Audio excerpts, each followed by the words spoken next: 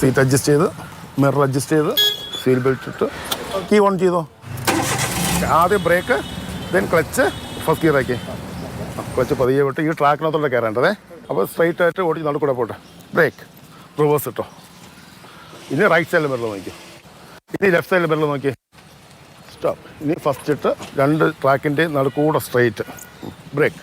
ആ കോർണറിൽ മറയുമ്പോൾ right full പെട്ടെന്ന് നേരെ പോയിട്ട് അങ്ങനെ അങ്ങ് ഇറക്കിയത്, വെളിയിൽ ഇറക്കിയത്. കീ ഓഫ് ചെയ്ത് ഇറങ്ങിക്കുമ്പോൾ. ഇത് തിരുവനന്തപുരം വഞ്ചിയൂർ സ്വദേശി ഉണ്ണികൃഷ്ണൻ നായർ. 25 വർഷമായി ഈ ഡ്രൈവിംഗ് രംഗത്തുണ്ട്. ഒട്ടേറെ പേരെ ഡ്രൈവിങ്ങിൽ കൈതെളിയിച്ച വ്യക്തിയാണ്. പക്ഷേ ഇപ്പോൾ ഇദ്ദേഹത്തിൻ്റെ ഡ്രൈവിംഗ് സ്കൂളിന് വലിയൊരു പ്രതിസന്ധിയുണ്ട്. ഗവൺമെൻറ് കുറച്ച് നാൾ മുമ്പ് വരെ ഓട്ടോമാറ്റിക് ലൈസൻസ് എടുക്കാൻ പറ്റും എന്നുള്ള അവസ്ഥയിലാണ് വന്നത്. അപ്പോഴത്തേക്ക് ഞാൻ ഓരോരോ കാലഘട്ടങ്ങളിൽ ഗവൺമെൻറ് പറയുന്ന എല്ലാം അനുസരിച്ച് ഓട്ടോമാറ്റിക് കാർ എടുത്തുകൊണ്ടിരിക്കുകയാണ്. ഇപ്പോൾ കഴിഞ്ഞ 2 മാസം മുമ്പ് വരെ ഓട്ടോമാറ്റിക് കാർ ലൈസൻസ് എടുക്കാൻ പറ്റുമായിരുന്നു.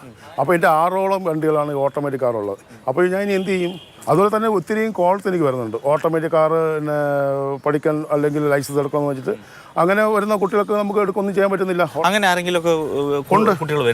ഇപ്പോൾ ഈ കുട്ടിയുടെ തന്നെ സിസ്റ്റർ ഇവിടെയാണ് പഠിച്ചത്. അത് ഓട്ടോമാറ്റിക് കാറിലാണ് ലൈസൻസ് എടുത്തത്. അപ്പോൾ ആ കുട്ടിയുടെ അമ്മയ്ക്കും പ്രശ്നമാണ്. ഓട്ടോമാറ്റിക്കലി പഠിച്ച ആൾക്കാർ ഓട്ടോമാറ്റിക് വണ്ടികളെ എടുക്കത്തുള്ളൂ. സോ വേറെ വണ്ടികളിൽ അവർ ഓടിക്കാനുള്ള സാഹചര്യം വരുന്നില്ല.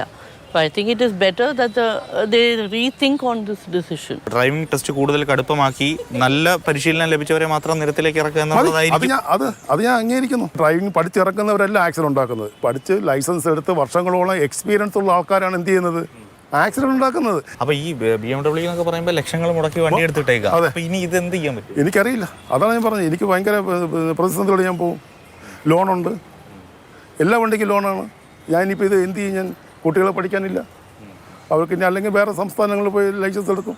ചേട്ടൻ ഇത്രയും നേരം ഈ ഓട്ടോമാറ്റിക് കാറിൽ പഠിക്കുന്നവരുടെ അല്ലെങ്കിൽ അതിൻ്റെ ഒരു ആവശ്യകതയൊക്കെ പറ്റി പറഞ്ഞു. യഥാർത്ഥത്തിൽ അത്രയ്ക്ക് സുഖമാണോ? വളരെ ഈസി അല്ലേ, വളരെ ലാഷല്ലേ. നമുക്ക് ഒരു കുഴപ്പമില്ല. നമുക്ക് BMW തന്നെ നമുക്ക് ഓടിക്കാം.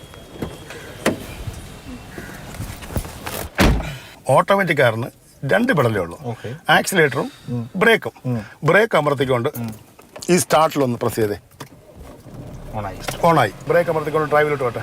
ബ്രേക്കിന് കാൽ ലൂസ് ചെയ്യുമ്പോൾ തന്നെ വണ്ടി മൂവ് ചെയ്യും.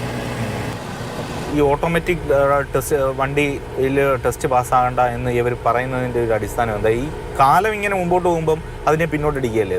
തീർച്ചയായിട്ടും ഗവൺമെൻറ് എന്ത് ഉദ്ദേശിച്ചിട്ടാണ് ഈ ഓട്ടോമാറ്റിക് കാർ സ്റ്റോപ്പ് ചെയ്യുന്നുള്ള കാര്യം നമുക്കറിയാം. ഈ ബ്ലോക്കിൽ നമുക്ക് എന്ത് ഈസിയാണ്. അപ്പോൾ ഇവിടെ ക്ലച്ച് അമർത്തി ബ്രേക്ക് ചെയ്ത് ഇതിപ്പോൾ എന്ത് നിസ്സാരമായിട്ട് നമ്മൾ എടുക്കാൻ നോക്കിയേ. ഇതേമാതിരി തന്നെയാണ് EV വെഹിക്കിളും. ബ്രേക്കും ആക്സിലേറ്ററും മാത്രമേ ഉള്ളൂ. കീ ഓൺ ചെയ്യുക, ഡ്രൈവിലോട്ടിടുന്നു, വണ്ടി മുമ്പോട്ട് പോകുന്നു. ക്ലച്ചും വേണ്ട, ഗിയറും വേണ്ട.